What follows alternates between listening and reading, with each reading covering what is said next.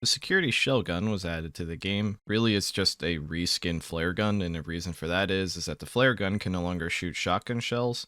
The security shell gun is really cheap, and due to the fact that it can actually be made in a techfab round or minute one without any tech, makes it so that you can somewhat mass distribute cheaper shotguns, but that would be security's choice. It works just like the flare gun used to do. You put the shell in, press Z, and you fire.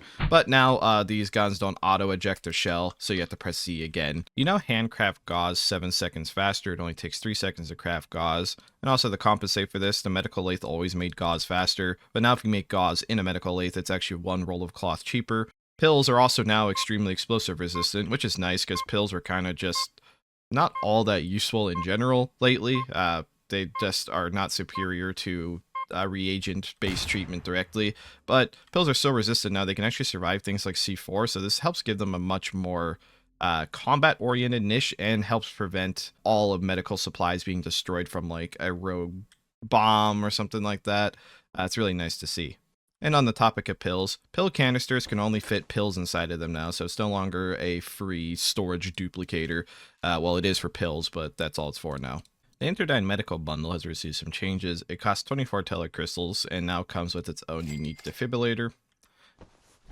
Inside this medical bundle, it is literally filled to the brim now. There is just so much internal storage here and medical supplies that buying this, I feel like might as well just circumvent even having to make extra chem, so it's going to be really strong for things like Blitz Ops. The main prize here, though, is the Interdyne Defib. This defib is really small, and it actually does not require 2 hands to use. So it's really, really nice for Nukies to want to use it in a combat situation. Service workers can now actually be antagonists. This helps solidify the fact that they really aren't meant to be learner roles. I think there was a lot of debate over the years whether or not service workers were a learner role or not. The fact that they can be antagonists now helps solidify the fact that they are indeed just a normal role in the station. Muffins are added to the game. They can be made using a muffin tin, and there's a bunch of different muffins that have different recipes. I'm not going to explain every recipe. You can check out the PR for yourself for that, or end up using the cooking website when that gets updated. Might already be updated. AME has new injection sounds. Sounds a lot more sci-fi. It's also a little less harsh on the ear, and the tone lasts longer. Also, I'm not entirely sure if the overloading sound's actually louder or not.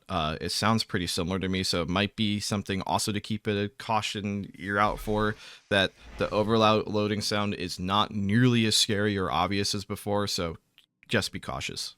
You can now craft emergency lights, and they're actually really cheap. It's only 1 steel, 1 glass. But this is really nice, though, because they would get destroyed and you couldn't replace them, so now you can.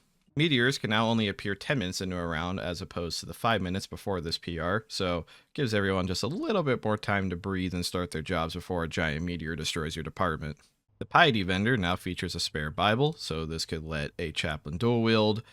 You still have to be a chaplain and use the proper effects of the Bible, like healing people, but this could be really helpful if you lose your Bible as a chaplain. Detective and the head of security now start with a log probe app already pre-installed on their PDAs, so it saves some time. If you're not sure what the log probe is, it basically just lets you check the access of doors or things with access to see when they were last accessed.